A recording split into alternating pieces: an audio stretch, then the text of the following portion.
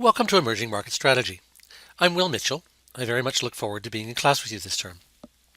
This is the first of a series of introductory videos to set us up for some of the basic ideas in emerging market strategy. I'm going to start off with this video and talk about the shifting center of gravity in strategy around the world and business activity around the world, and talk about some of the firms, some of the examples of firms outside traditional developed markets that are beginning to make waves. And this is a depiction of what is referred to as the center of gravity, where at about 1980, not that long ago, it was somewhere mid-Atlantic, between North America on the one hand, and Western Europe on the other. And as business activity in the last 30 years, 40 years, has taken off in China, in India, in Eastern Europe, really throughout Asia, South America as well, although that doesn't show up as well on this graph. The idea is that the center of gravity is shifting eastward, and with some projections that by 2050, which is really close, it'll be shifted as far as over to the Chinese-Indian borders. Now, I'm not sure whether it'll make it that far, but certainly there's massive activity in business strategy and business activity and growth far outside the traditional developed markets of North America, Western Europe, Australia, New Zealand, and Japan. And that's what this course is about, to try to understand what it takes for firms operating in emerging markets around the world, in Asia, in Africa, in South America, and elsewhere, to succeed. And let me start off with the example of Huawei. And Huawei is a Chinese firm, operates in consumer electronics, in telecommunications, enterprise solutions. It's a competitor to Apple and Samsung. It's a competitor to Ericsson. It's a competitor to Cisco. And Huawei has grown enormously. Founded in the early 2000s, here we are less than 20 years later, and it's up to in the order of $90 billion in revenues, on the order of firms like Cisco that it's competing with. It's now the number 2 consumer smartphone company in the world. It's just bypassed Apple, and behind only Samsung. So massive growth in revenue, with 2 or 3 segments. Here, its consumer segment is up now, which is basically smartphones. Huawei smartphones is closing in on 40 million. Its combination of its carrier business and its enterprise business is up over 50 billion. And this is a company that, if you've paid any attention to the news at all, has been hugely controversial. A few years ago, it tried to buy a firm in the U.S. and was blocked on claims of security grounds. Instead, it set up operations here in Canada. It has an R&D facility near Ottawa. It has a facility down here near Toronto. More recently, its CFO was arrested in Vancouver on the request of the U.S. Justice authorities, who claimed that she had been bypassing U.S. security rules regarding investments in places like Iran. And is currently, as far as I know at this point, is still in Vancouver. And this, of course, has set off a huge controversy between Canada and the U.S. And Canada and China rather, with also the U.S. playing a role. But under this, behind this, is a huge amount of strategic success. And I honestly don't know how much of the challenge from the U.S. is coming from concerns about security, and whether any of it perhaps could be coming from concerns about the strategic success. But there's no question but that the company has been strategically successful. So growth in 2 or 3 segments. Profit. This is here I measured its operating returns, OROS, its return on sales, its return on assets, its return on equity. Took a simple median of those 4 measures to give a sort of reasonably robust sense of its profitability. This is a company that's hovering around 8 to 10% returns for the last 12, 13 years. A little bit of a peak one year, for the most part, running between 8 to 10%. Comfortable profitability. And the key point that I want to make in the context of this class is that it's done this, revenue growth in multiple markets, profitable growth, largely by focusing outside traditional developed markets. It's a strong business in China, which has taken off like crazy the last 3 years. It's now, but even with all that growth, business in its home market, China, is only about 50% of its total sales. The red line is sales in Europe, the Middle East, and Africa, EMEA, and much of that sales actually is Middle East and Africa rather than traditional Western Europe. It's number two market. Very successful in places like Nigeria with smartphones. It's grown elsewhere in the Asia Pacific, and it has a position in the Americas. Although that position in the Americas is not the U.S.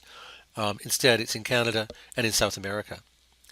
So this is a company based in an emerging market, China, that has driven its strategy around the world largely by looking at other emerging markets, has achieved substantial revenue growth in doing so, is challenging very strong firms in the order of Apple, Cisco, Samsung, Ericsson, and is very profitable along the way. So this is just one example. We'll be looking at lots of other examples during the course of the term. Some of them may be as controversial as Huawei, some of them may be less controversial than Huawei, but they'll all be interesting. Now let me step back only 10, 15 years and think about innovativeness of companies. The Business Week top 25 for innovative companies in 2005, 2006. Of those 25, only one was based in a market outside the traditional developed markets, Samsung in Korea. All the other 24 were in North America, Europe, and Japan. Not very long ago, not very much attention outside the traditional North America, European, Japanese context. Now scroll forward. Look at Fast Company, which every year publishes a list of what it calls the 50 most innovative companies. If you look at that list from 2013 through 2018, 2013, we've got companies like Safaricom in Kenya, Mahindra in India, 2014, the Xiaomi in China, Mary Rose in China, Waterjet in Israel. 2015, we've got Alibaba in China, Indigo in India, Perfint Health in India, El Mindé in Israel. 2016, Huawei shows up from China, InMobi from Singapore and India, Be My Guest in Singapore. And let me be clear, Singapore is not an emerging market. It's an emerged market, as we'll talk about, just as Korea is. But certainly it's outside the scope of what we think of the traditional developed markets. 2017, we've got BBK in China, Xiaomi shows up again, Alibaba shows up again, Tencent shows up, Andalos from Nigeria and Kenya. 2018, just a few months ago, Tencent shows up against Reliance Jio in India, Kakao Bank in Korea, VIP Kid in China. Constant stream of really interesting, innovative companies from around the world. In Canada, in the last 3 years, Kit and Ace from Vancouver has shown up on that list, Shopify from Ottawa, and this year, 2018, Hopper from Montreal showed up. Forbes also publishes a list of innovative companies, and if we look at that over the last 3 years, here's just some of the companies that have showed up on outside the traditional developed markets that have shown up on those lists. Celltrion in Korea, Cielo in Brazil, Almare in Saudi Arabia, Norilsk Nickel in Russia. I won't read through the whole list. The basic point is lots of companies outside the traditional vein of North America, Europe, and Japan being credited for their innovative activity. Canada, Constellation Software has shown up. Bloomberg every year publishes a list of what it calls innovative countries. And if you look at the top 5, where they've got 6 categories of innovation. If you look at the top 5, or the companies that show up in the top 5, in those 6 countries, in R&D, 2 of the top 5 are outside the traditional core, Korea and Israel. In manufacturing, 3 of the 5, Korea, Singapore, the Czech Republic. In high-tech, 2 of them, Korea and Israel. In post-secondary education, 5 of the top 5 are outside the traditional developed markets, Korea, Singapore, Russia, Israel, and Iran. In research personnel, Israel and Korea. In patents, Korea and China.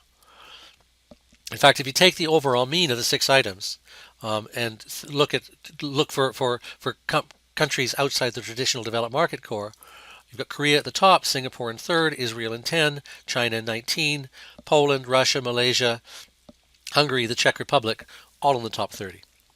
So again, lots of activity at the company level and lots of activity at the country level. If we look a little closer to home, you take the overall mean, the US shows up as number 11, just nestled in behind Israel, and Canada shows up at 22, just nestled in behind Poland. Then think about sustainability. So is it not just technical innovativeness, but engagement in environmental sustainability over the last couple of years. And this is a Forbes sustainability index. If you look outside the traditional developed markets. In Brazil, you've got companies like Natura, Banco Santander, Semig. In China, Lenovo is on the list. In Singapore, Singapore Telecom, StarHub, City Developments. In Korea, POSCO, Shinhan Financials, LG Electronics, and Samsung. In Hong Kong, also a fully emerged country. This is a developed country, but not a traditional developed country. Hang Seng Bank. In Canada, Enbridge shows up.